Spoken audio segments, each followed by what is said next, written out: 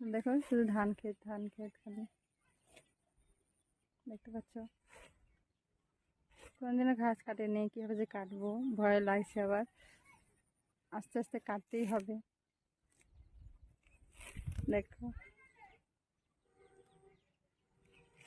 হচ্ছে আমার ভাস্তি, এটা হচ্ছে আমাদের জমিতে ঘাস লাগানো আছে, তোমাদের একটু আগে বললাম। আর চারিদিকে কত সুন্দর সবুজ সবুজ খালি ধান ক্ষেত। দেখো দেখো খুবই সুন্দর।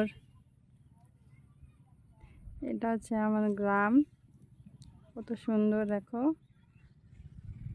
এটা হচ্ছে পুকুর, এটার মধ্যে অনেক মাছ আছে, অনেকজন চুরি করেও নিয়ে চলে যায়।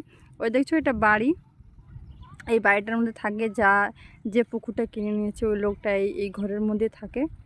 আর এই পুকুরের মধ্যে মাছ টাছকে দেখভাল করে খাওয়া দাওয়া দেয় মাছকে। তো দেখো আমাদের প্রায় ঘাস কাটা হয়ে আসছে, আর একটু কাটবো তারপরে চলে যাব। আজকে ওয়েদারটা খুবই ঠান্ডা ঠান্ডা করছে বলে কাটতে আসছি। আর কি করব, না আসলে ছাগল বাচ্চাগুলো কি খাবে, খুব কান্না করছে, মা নেই বাড়িতে এখন। তো বন্ধুরা, আমি অনেক কষ্ট করে ভিডিওগুলো বানাই, যে বলে জীবনে কিছু একটা করব। তো তোমরা আমাকে সাপোর্ট করবে, লাইক কমেন্ট করবে, যেন আমি আগে যেতে পারি, কিছু একটা ভবিষ্যতে করি।